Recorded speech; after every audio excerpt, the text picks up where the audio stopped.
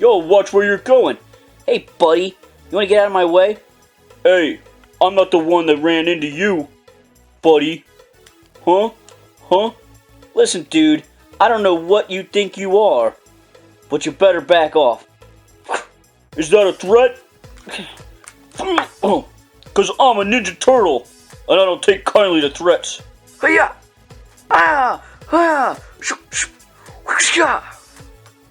No, Leonardo. Do it again. Yes, Sensei. That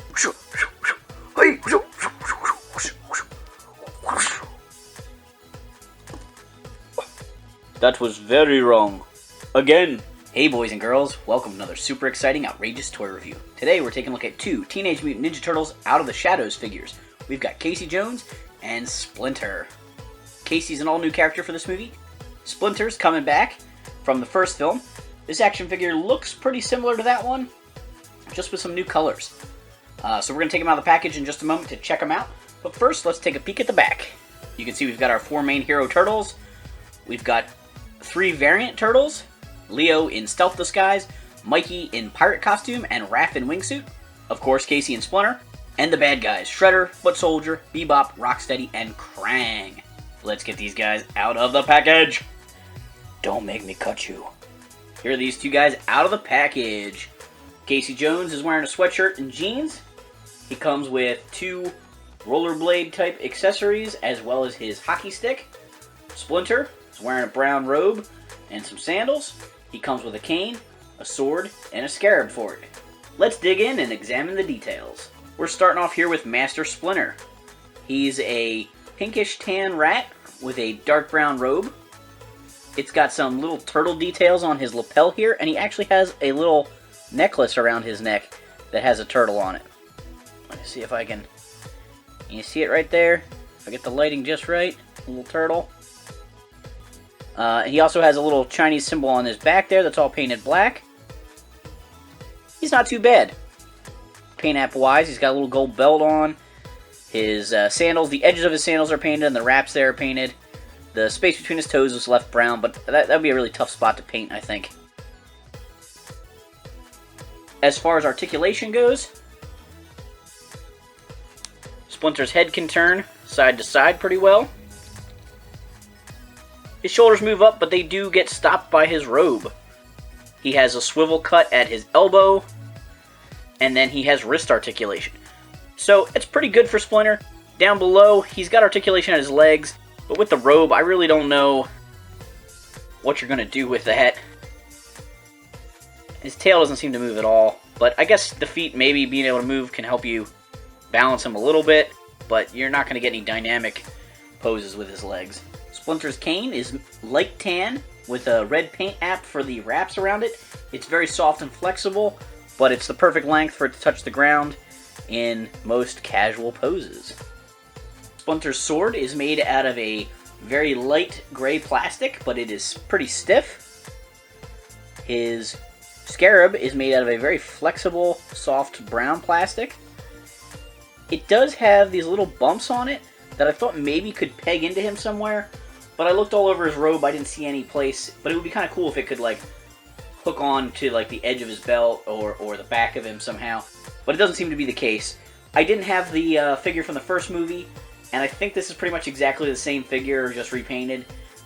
And I'm not really aware that that one had a way of holding his scarab either. Next up, we got Casey Jones.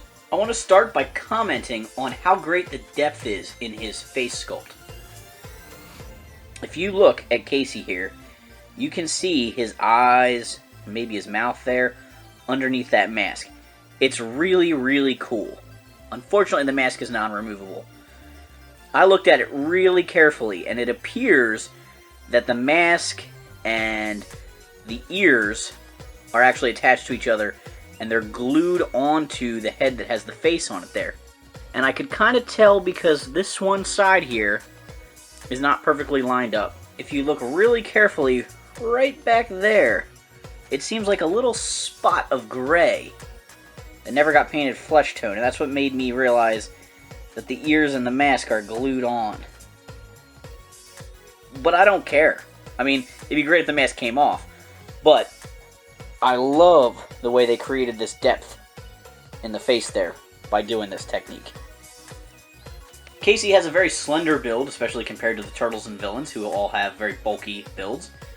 But he looks very appropriate with the April O'Neil from the previous movie. He does look kind of tall here, but part of that is because he's standing on his rollerblade accessories. Casey's head can turn side to side. He can look up and down just a little bit.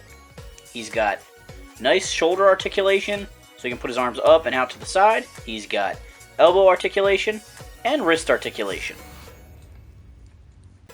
His hips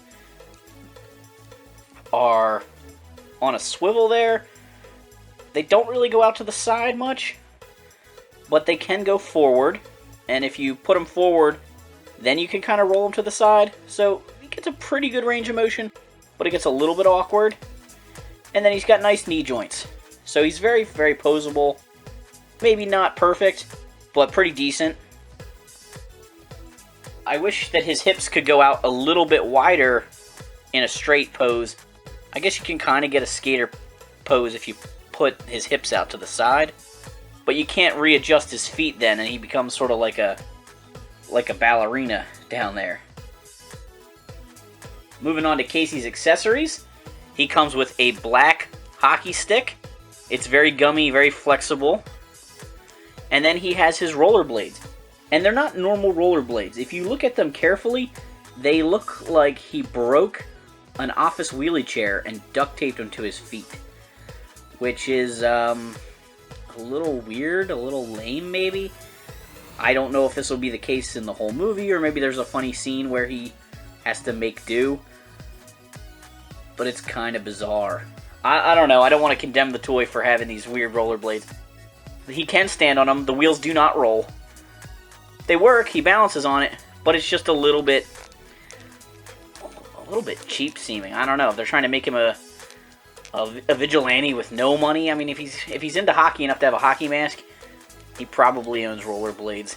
But, you know, we'll see what happens in the film. He doesn't come with any baseball bats. No Jose Canseco bat. And he just doesn't have a duffel bag or anything like that. I'm not sure what he's going to be armed with in the movie. Maybe it is just the hockey stick. But at a yard sale just the other day, I actually came across this spare Casey Jones golf bag from the vintage toy line. It's a little bit big, but I think my movie Casey Jones is going to rock that. Alright. I am the knight. I am vengeance. I'm Casey Jones. Now, Raphael, do you understand the importance of patience? Well, not really, Master Splinter. Then stay there for another hour. Oh, man. Thanks for watching this super exciting, outrageous toy review. In the comments below, let me know who your favorite Ninja Turtle is. Make sure to hit that like, subscribe button, and check out all our other TMNT videos.